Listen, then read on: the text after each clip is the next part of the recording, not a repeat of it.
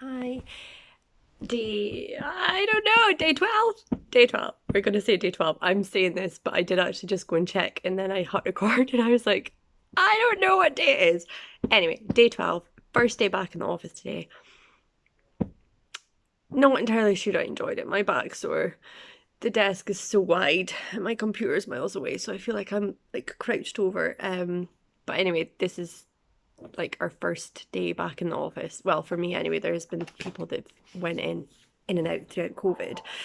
But Wednesday, Thursday, Friday, I'm now back in. Monday, Tuesday, I get to stay in the comfort of my own home, which I would rather do more often. But hey ho, we'll get used to it. I literally sat and wrote down notes today, although wrote down, scribbled them out, wondered about saying it, trying to fit in within 3 minutes. I'm now already into about 1 minute now.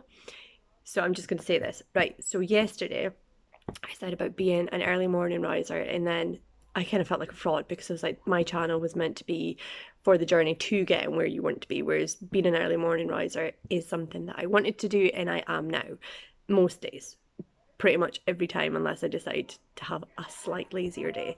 That's fine. I wanted to speak about the importance of sleep. So I noted in the description yesterday that I'd read the book Why We Sleep by Matthew Walker, and this kind of prompted me to start sleeping more. I used to be the type of person that took sleep for granted. I would think that I'd be able to go to bed at 11, 12, 1 in the morning, get up at 5 and I'd be fine. 9 times out of 10 I would actually sit in snooze on the sofa or zone out, and then I'd be tired throughout the day. And I always blamed the fact that Libby's never slept because she's been a terrible sleeper. She's okay now, but she used to be a terrible sleeper. Reading this book made me start appreciating sleep more. I now understand what sleep does to your brain, well, like let your brain do.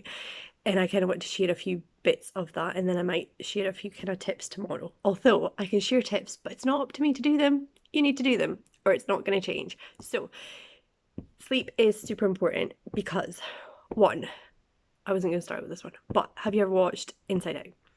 I'm going to think that you're all going to say yes. Inside Out, there's a button that Joy presses, and all the short time memories go down to long term when the girl that I can't remember her name falls asleep. That actually happens in sleep. So your brain is going to fill up of short-term memories throughout the day, and they don't get transferred down to long-term memory until you sleep. You need to sleep for this to happen. A more important one probably, which I should have started with, is the build-up of a toxin called beta-amyloid. Not sure if I'm saying that right. I might write it down like here later if I get to edit my video.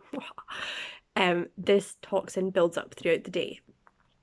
Now, this can distort brain cells if there's too much of it. It's like a cause in Alzheimer's disease, things like that. Like, it's really not great for your brain. When you go to sleep, your brain flushes this out. It's like your brain does like a cleaning process and it flushes this out. So it's ready for your new short-term memories. It gets rid of all your toxins within your brain. Sleep also helps connect the dots. You know, like if you've had a problem that's been going on for like a day or two and you cannot for the life of you figure out what it is, and then one day you just, it clicks, like, you know it. That happens when you sleep. Like, things start connecting, the dots start connecting when you sleep. You don't sleep, you're going to find things like that a lot more trickier. Last one, I can't remember what I was going to say, so I'm going to check. Oh, easy peasy. So when you sleep, obviously your body heals. So if there's anything going on in your body, it heals. And that's how sleep is so important. Please try and get at least 7 to 8 hours sleep a night, or an opportunity of 7 to 8 hours every night. I know that's not always possible. I apologise for anybody that works night shift. I don't know how this works out. Read into it, look into it, but it is so important. So if you are taking it for granted, maybe take a back step and try something different. But I'm gonna go because I overran. Terrible. Right, see you tomorrow. Bye.